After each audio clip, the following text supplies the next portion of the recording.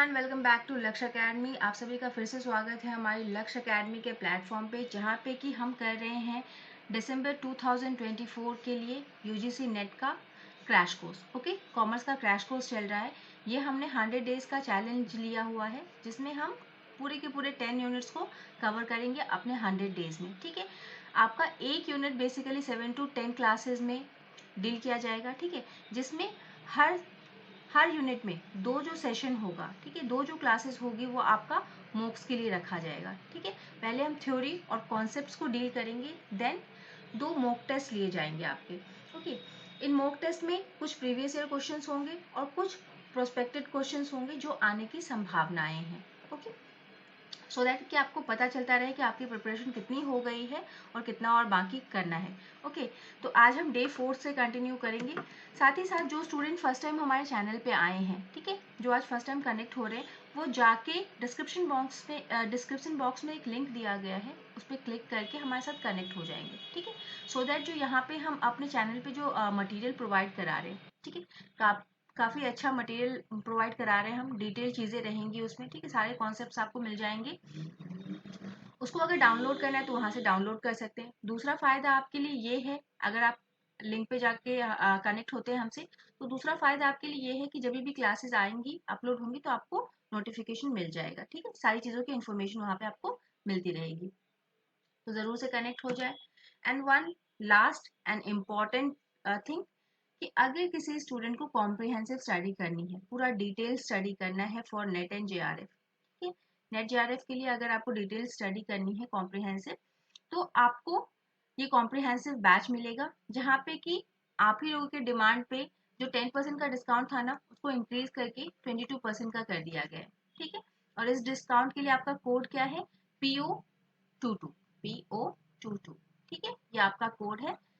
जरूर से batch purchase कर लें जिनको भी डिटेल स्टडी करनी है। ठीक है, डिटेल क्लासेस मिलेंगी, 4000 प्लस एमसीक्यूज मिलेंगे, पीडीएफ मिलेंगे डाउनलोडेबल फॉर्म में, प्लस डाउट सेशंस हैं। ठीक है, चलिए coming to our session, class start करते हैं। देखिए, अभी तक हमने जितना भी बेसिक कॉन्सेप्ट था, जैसे कि आपका बिजनेस एनवायरनमेंट होता क्या है, इसके टाइप्स क्या है, एनवायरनमेंट के टाइप्स में फैक्टर क्या क्या है, ठीक है, देन आपका टेक्निक्स हमने देख ली हैं कि कौन कौन से टेक्निक्स होते हैं एनालाइज करने के, techniques for analysing the environment. ठीक है, एनवायरनमेंट को स्कैन करने का टेक्निक हमने देख लिया है। देन हमने अपनी दूसरी क्लास में देखा था, कुछ पॉलिसीज देखी थी, इकोनॉमिक पॉलिसीज देखी थी, इन्फ्लेशन देखा था। ये सारी चीजें हमने शॉर्ट में डिस्कस कर लिया है। आज हम जो कंटिन्यू करने वाले हैं टुडेज टॉपिक, आज के कौन कौन से टॉपिक्स हैं जिनको हम देखने वाले हैं, ये है आपका बहुत ही इंपॉर्टेंट टॉपिक्स हैं आज के। फर्स्ट है आपका planning, economic planning. Okay, economic planning क्या होती है, कौन करता है, कौन कौन सी बॉडीज हैं हमारी कंट्री में, क्या उद्देश्य हैं उनके, ये सारी चीजें देखेंगे। दूसरी चीज हम क्या देखेंगे यहाँ पे, कि हमारे यहाँ पे लीगल फ्रेमवर्क क्या है। ठीक है, हमारी कंट्री में लीगल फ्रेमवर्क क्या है, किसी भी कोई भी अगर बिजनेस है तो उसके लिए लीगल फ्रेमवर्क क्या है, मतलब कि जो आपके कानूनी जो ढांचे हैं, वो क्या ढांचे हैं, किसके अंतर्गत किसी भी व्यवसाय को काम करना है। ओके, देन आपका लास्ट जो तीसरा टॉपिक आज हम डील करेंगे, हमारी कंट्री में एम्प्लॉयमेंट अनएम्प्लॉयमेंट का क्या स्टेटस है। ठीक है, बहुत ही ज्यादा बज रहता है ना, मतलब बहुत ही ज्यादा शोर रहता है, अभी भी इलेक्शंस हुए तो बहुत शोर था कि अनएम्प्लॉयमेंट बहुत है। तो अनएम्प्लॉयमेंट की स्थिति क्या है हमारी कंडीशन में, कौन उसको पता करता है, कौन सी बॉडी है जो अनएम्प्लॉयमेंट को पता करती है कि कितना अनएम्प्लॉयमेंट है, और उसके टाइप क्या क्या है। ठीक है, इनसे डायरेक्ट क्वेश्चन आए हुए हैं, आपका लीगल फ्रेमवर्क से भी आया हुआ है, इकोनॉमिक प्लानिंग से भी क्वेश्चन आए हुए हैं, और आएंगे भी, संभावना भी है। ठीक है, और नेक्स्ट क्या है आपका अनएम्प्लॉयमेंट, अनएम्प्लॉयमेंट के टाइप से भी आपके क्वेश्चंस आते हैं। तो चलिए स्टार्ट करते हैं हम। देखिए, सबसे पहला क्या है आपका इकोनॉमिक प्लानिंग। ठीक है, आर्थिक योजना। आर्थिक योजना क्या होती है, ये एक प्लानिंग है, ठीक है, किसकी? गवर्नमेंट की।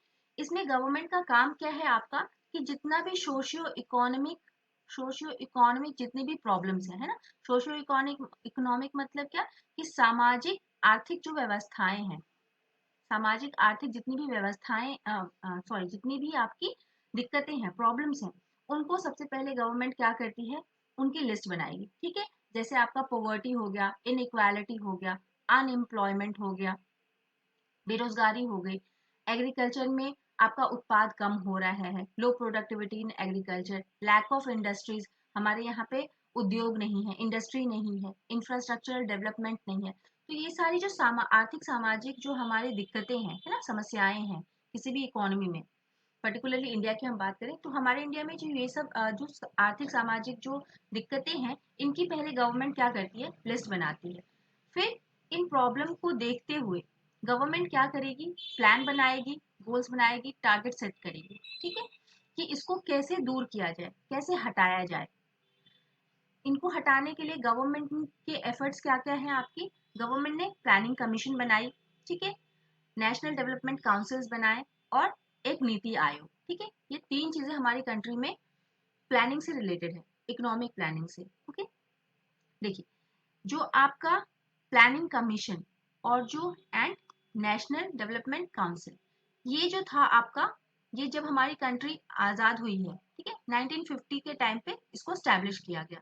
किस लिए, इन्हीं सब दिक्कतों को दूर करने के लिए। जो दिक्कतें हैं कि बहुत ज्यादा गरीबी है, बेरोजगारी है, इंफ्रास्ट्रक्चर नहीं है, प्रोडक्टिविटी नहीं है, इंडस्ट्रीज नहीं है, तो इन सब को दूर करने के लिए ये दो बॉडीज बनाई गई थी। ठीक है, 1950 में इसको स्टैब्लिश किया गया आपका।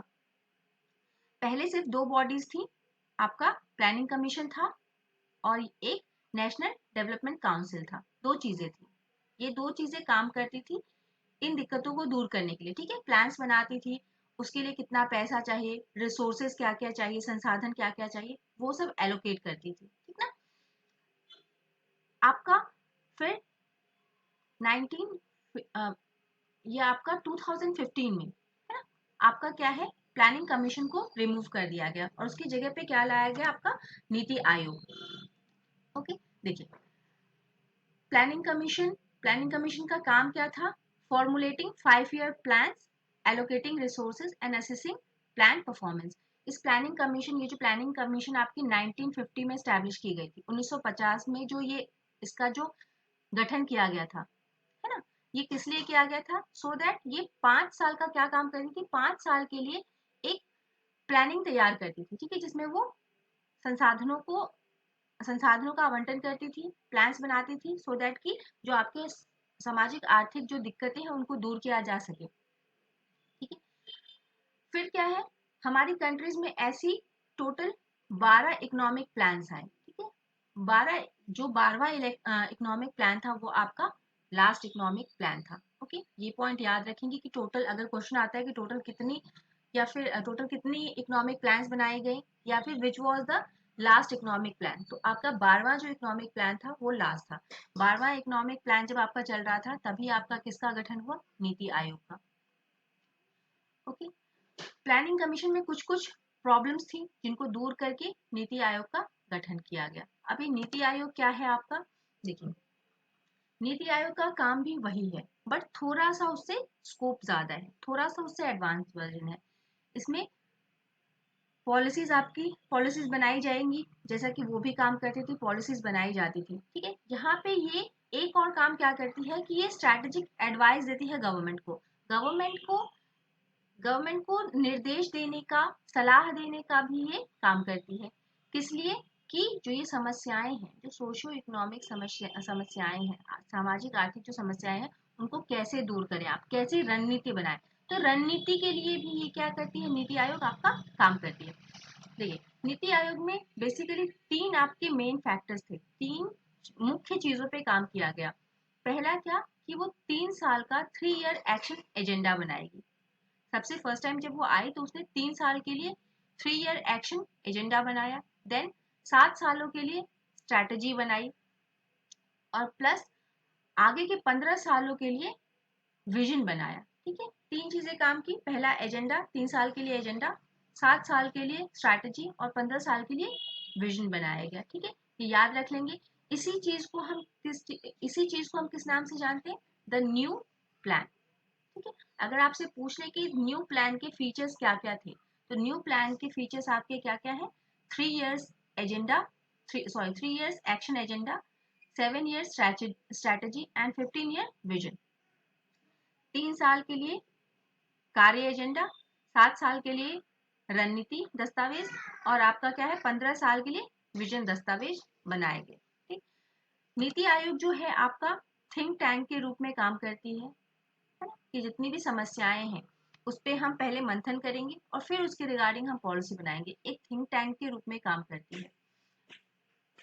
नेक्स्ट, ये एक मॉनिटरिंग आपका ऑर्गेनाइजेशन भी है ना, जैसे कि हमारे यहाँ पे स्कूल एजुकेशन क्वालिटी कैसा चल रहा है उसको देखना, डिजिटल ट्रांसफॉर्मेशन की इंडेक्सिंग करना, ठीक है, कितना डिजिटली ट्रांसफॉर्मेशन में हम किस नंबर पे हैं। ओके, ये सारे काम आपका नीति आयोग करता है।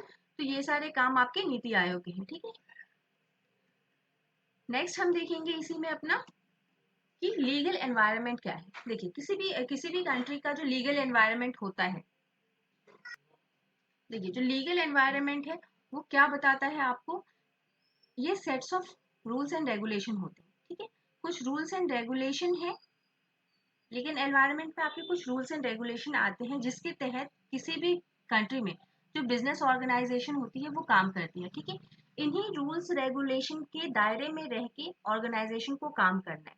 क्यों? क्योंकि हमारी जो इकोनॉमी है वो मिक्स्ड इकोनॉमी है। हमें यहाँ पे जितने भी रिसोर्सेज है, हमारे जितने भी संसाधन है, उसको हमको क्या करना है, प्रॉपरली एलोकेट करना है, सब में इक्वली एलोकेट करना है। ठीक है, हमें अपने एनवायरनमेंट को भी बचाना है, एनवायरनमेंट का हमारा क्या कहते हैं, हमारे पर्यावरण का संरक्षण भी करना है, हमें सस्टेन डेवलपमेंट करना है, हमें सामाजिक न्याय को भी ध्यान में रखना है ना, सोशली भी हमको CRS जैसे कॉर्पोरेट सोशल रिस्पॉन्सिबिलिटी जैसे है कि जो आपके ऑर्गेनाइजेशन है, जो कॉर्पोरेट है, आपका कॉर्पोरेट सेक्टर,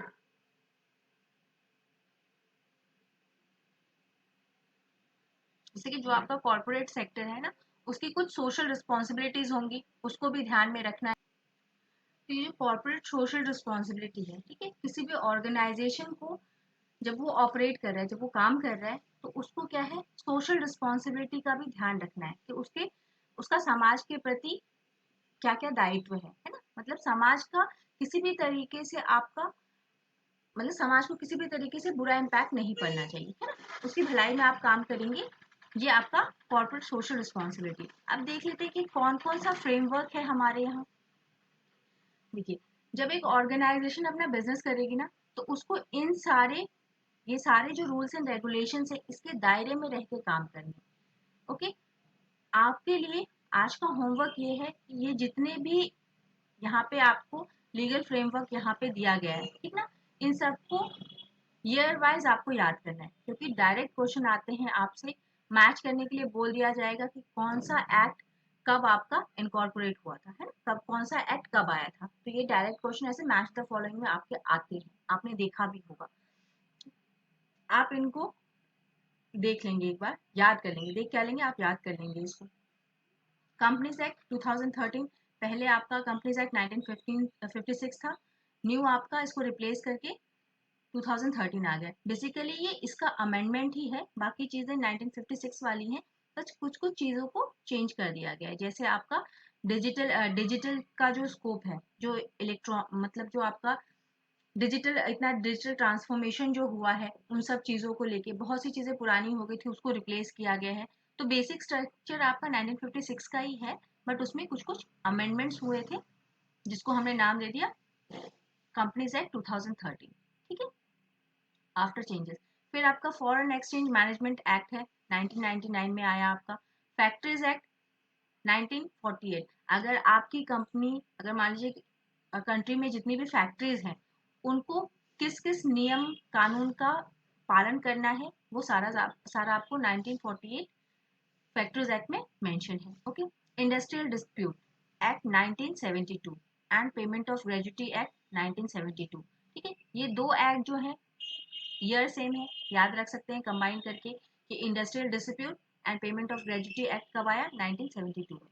ठीक है, इंडस्ट्रियल डिस्प्यूट क्या है कि अगर इंडस्ट्रीज में कोई भी किसी भी तरीके का विवाद होता है तो उसको कैसे सॉल्व करना है, उसके लिए क्या रूल्स रेगुलेशन है, क्या नियम कानून है, वो सारे आपके इंडस्ट्रियल डिस्प्यूट एक्ट में दिए गए। Gratuity 1972, industrial development and regulation act 1951, industries का डेवलपमेंट और रेगुलेशन क्या होगा उसके लिए एक्ट है हमारे पास 1951। Prevention of food adulteration act 1954, food adulteration act आपका बेसिकली इसलिए लाया गया कि ये खाने की चीज़ों में मिलावटें बहुत ज़्यादा हाई स्तर पे होने लगी थी, ठीक है, बहुत उच्च स्तर पे आपका खाने की चीज़ों में मिलावट होने लगी थी, ठीक है।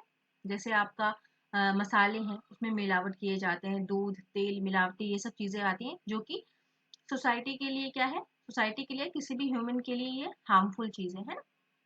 तो उसके लिए क्या है, prevention of food adulteration act आया आपका 1954 में। Then essential commodities act and competition act, competition act काफी इंपॉर्टेंट है, पूछा गया है। और आपका एक कंज्यूमर प्रोटेक्शन एक्ट, ये भी पूछा गया है बार बार, ठीक है। तो एसेंशियल कमोडिटीज एक्ट और कंपटीशन एक्ट दोनों 2002 में आए। कंज्यूमर प्रोटेक्शन एक्ट, अगर कंज्यूमर के साथ किसी भी तरीके की धोखाधड़ी होती है, कोई भी अगर गलत गलत चीज होती है तो कंज्यूमर को हम कैसे प्रोटेक्ट करेंगे, है ना। उसके लिए आपका 1986 का एक्ट है, depository act 1996 and limited liability partnership 2008। ये सारे एक्ट आप लर्न कर लेंगे, ठीक है, लर्न करना है आपको बकायदे, डायरेक्ट क्वेश्चन आते हैं यहाँ से। हिंदी में जिन स्टूडेंट को चाहिए था उनके लिए भी है यहाँ पे, ठीक है, हिंदी में आप देख लेंगे एक बार। लास्ट एंड फाइनल टॉपिक जो आज का है हमारा वो क्या है आपका, condition of unemployment in India. India में बेरोजगारी की क्या स्थिति है, ठीक है, और इसके टाइप्स क्या है, ये सारी चीजें हम यहाँ पे देखेंगे। ओके, देखिए जो स्थिति है अनएम्प्लॉयमेंट बेरोजगारी की जो स्थिति है ना, उसको कौन पता करता है, आपका नेशनल सैंपल सर्वे ऑफिस, ठीक है, NSSO, ठीक है, नेशनल सैंपल सर्वे ऑफिस आपका क्या है, इसको डिसाइड करता है, पता करता है कि कितना एम्प्लॉयमेंट है, कैसे, पीरियोडिक लेबर फोर्स सर्वे, ठीक है, PLFS, याद रख लेंगे। अगर आपसे अगर पूछ लिया जाता है कि PLSF का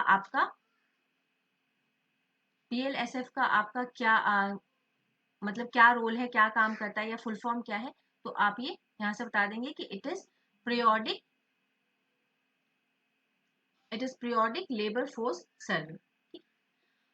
मतलब कुछ कुछ अंतराल पे हम जब लेबर फोर्स का सर्वे करते हैं कि कितना एम्प्लॉयड है, कितना कितना अनएम्प्लॉयमेंट है, तो वो आपको इससे पता चलता है।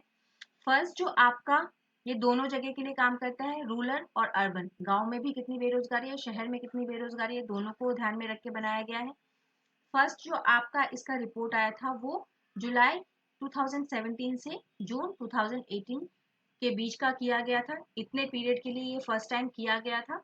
और इसको पब्लिश कब किया गया, मई 2019 में, ठीक है। थोड़े से फैक्ट्स हैं, याद रख लेंगे।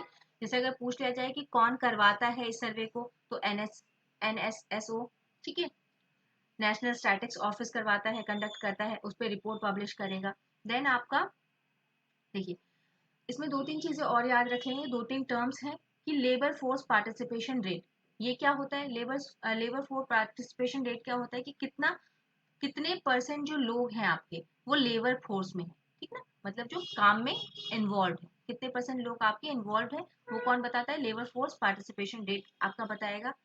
वर्कर पॉपुलेशन रेशियो, ठीक है, WPR, ये क्या बताता है, परसेंटेज ऑफ एम्प्लॉयड पर्सन, जो हमारी टोटल पॉपुलेशन है कंट्री की, उसमें से कितना परसेंट जो है एम्प्लॉयड है, कितने काम कर रहे हैं, कितने लोग काम कर रहे हैं, वो कौन बताएगा, वर्कर पॉपुलेशन रेशियो। ओके, और थर्ड एक याद रखेंगे UR, अनएम्प्लॉयमेंट रेट, मतलब हमारी कंट्री में अनएम्प्लॉयमेंट रेट कितना है, कितने परसेंट लोग जो है अनएम्प्लॉयड में है, अनएम्प्लॉयड है, ठीक है, मतलब काम कर सकते हैं, वर्क फोर्स में आते हैं, लेबर फोर्स में आते हैं, लेकिन अनएम्प्लॉयड है, ठीक है, काम कर सकते हैं वो लेकिन उनके पास रोजगार नहीं है, ये एक्चुअल आपका जो जिसको अनएम्प्लॉयमेंट बोलते हैं ना, वो आपका ये रेट है, ठीक ना।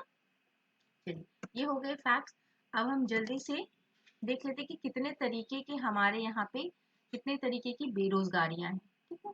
सबसे पहला स्ट्रक्चर, यहाँ पे आपको मटेरियल दे दिया गया है, शॉर्ट में हम एक्सप्लेन कर देते हैं सो दैट कि जब आप रिवीजन करने जाए ना तो एक बार में आपको देख के आ जाए याद कि कितने टाइप के होते हैं, किसका क्या क्या मतलब है। ओके, चलिए देखिए स्ट्रक्चरल अनएम्प्लॉयमेंट क्या होता है? जब हमारी कंट्री में किसी भी तरीके का चेंज आता है, ठीक है, चाहे वो आपका चेंज टेक्नोलॉजी से रिलेटेड हो, ठीक है, या फिर बिजनेस से रिलेटेड हो, मार्केट में कोई चेंजेस आ गए हो, किसी भी तरीके का चेंज आया और उसकी वजह से क्या हुआ कि जो हमारा वर्कफोर्स है उसके पास वो टैलेंट नहीं है कि उस चेंज को वो कोप अप कर सके।